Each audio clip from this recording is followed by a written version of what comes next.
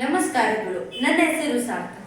ನಾನು ಈ ದಿನ ನಿಮಗೆ ಒಂದು ಸರ್ವಜ್ಞ ತ್ರಿಪದಿಯನ್ನು ನಾನು ಹೇಳಬಯಸುತ್ತೇನೆ.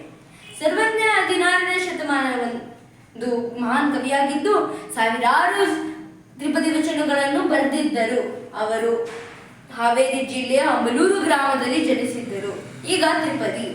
ಸರ್ವಜ್ಞನೆಂಬುದು ಗರ್ವದಿಂದಾದವನೇ, ಸರ್ವರೊಳಗೊಂದೊಂದು ನುಡಿಗಲಿತು.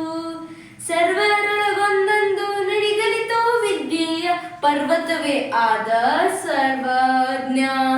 ವಿದ್ಯೆಯ ಪರ್ವತವೇ ಆದ ಸರ್ವಜ್ಞ.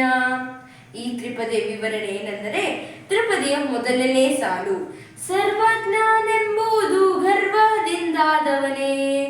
ಇದು ಒಂದು ಪ್ರಶ್ನೆ ಆಗಿದ್ದು, ಸರ್ವಜ್ಞ ಗರ್ವದಿಂದ ಕೂಡಿದವನು ಎಂದು ಅರ್ಥವಲ್ಲ, ಬದಲಾಗಿ ಜ್ಞಾನಿಯಾದವನಿಗೆ ಅಹಂಕಾರ ಇರಬಾರದು ಎಂದು ಇದು ಸೂಚಿಸುತ್ತದೆ.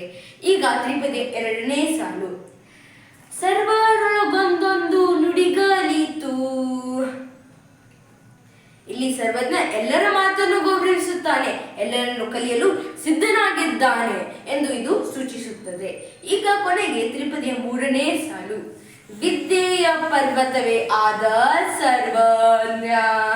ಸಣ್ಣ ಸಣ್ಣ ಸಂಗತಿಗಳನ್ನು ಕೂಡುತ್ತಾ ಹೋಗಿ ಈಗ ಸರ್ವಜ್ಞ ಒಂದು ದೊಡ್ಡ ಜ್ಞಾನಿಯಾಗಿದ್ದಾನೆ, ಅಂದರೆ ವಿದ್ಯೆಯ ಪರ್ವತಕ್ಕೆ ಏರಿದ್ದಾನೆ ಎಂದು ಇದು ಸೂಚಿಸುತ್ತದೆ.